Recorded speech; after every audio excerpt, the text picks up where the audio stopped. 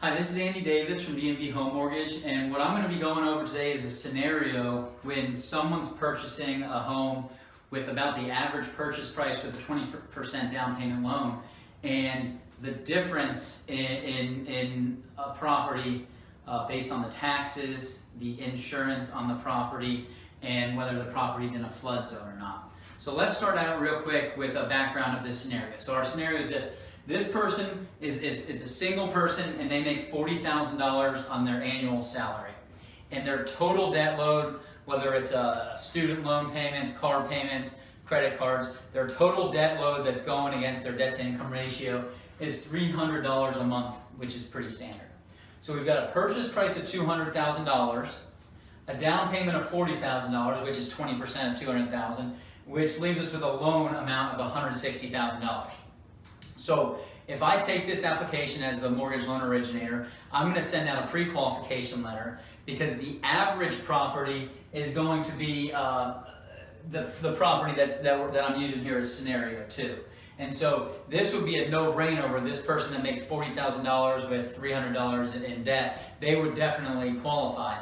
But what I'm going to go over today or right now is how that specific person would be knocked out of qualification because of a property that has extremely high insurance, because maybe it has an older roof, it's in a flood zone and the elevations would be a little bit less than others, or if the property is located in one of the special assessment zones where the taxes are extremely high. So let's go over these two scenarios and we'll go over why my pre-qualification at $200,000 isn't the same for each scenario. So scenario 1, we've got a property that's in a special assessment zone, and so the annual taxes plus special assessments are $4,000. Okay? And yes, the special assessments, until they're totally paid off, they're going to be added to the annual tax bill. So we're going to keep the numbers pretty round here, so we've got $4,000. Now, the insurance on this property, because it's got an older roof and it's got clips instead of a third nail, we've got an annual insurance of $2,400, and it's in a flood zone, and the flood insurance is going to be about $1,200. The annual insurance and the flood might be a little on the high end, but they work really good for this scenario. So principal and interest payment for scenario 1 is $764. And fine. Principal and interest payment for scenario 2 is going to be $764 too. But our tax bill monthly, so we take the $4,000 divided by 12, and we come up with our monthly tax bill. That leaves us at $333. $2,400 divided by 12 is $200. And then our flood insurance, which is $1,200 divided by 12 is $100. So the total payment on this would be $1,397. Okay. So let's take that scenario, and now we're going to go over to scenario 2, which is the standard taxes, insurance, flood insurance, where the majority of the properties are located. And so scenario 2, the principal and interest, as I alluded to earlier, is $764. But in scenario 2, we've only got a $2,000 tax bill because there's no special assessments and the taxes are a little bit cheaper on that property. The insurance on this property, since there was a new roof put on recently, is only $1,200. And this property just so happens to not be it's in a preferred flood zone, which is flood zone X. So flood zone X, preferred flood zone, the client is not required to have flood insurance, so the client's not going to carry flood insurance. So we got $764, $167, and $100. So our total payment here is $1,031.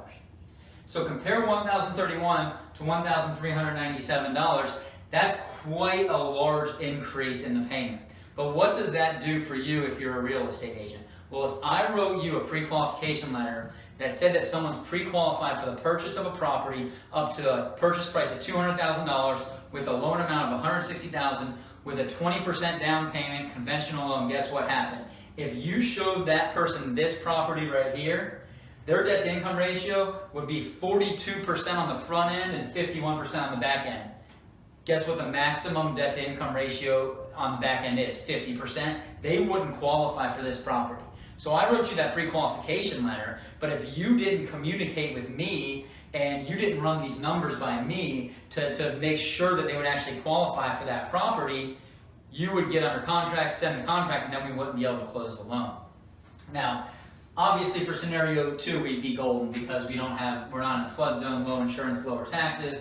We got a 31% front-end debt-to-income ratio and a 40% back-end debt-to-income ratio. That's really standard for a conventional loan, and so we would process this loan, get it closed in 20 to 30 days, and we'd be all set from there. So the point of this right here is throughout the whole process, as you as a real estate agent are showing your clients properties, you're going to want to keep in contact with whoever wrote that pre-qualification letter.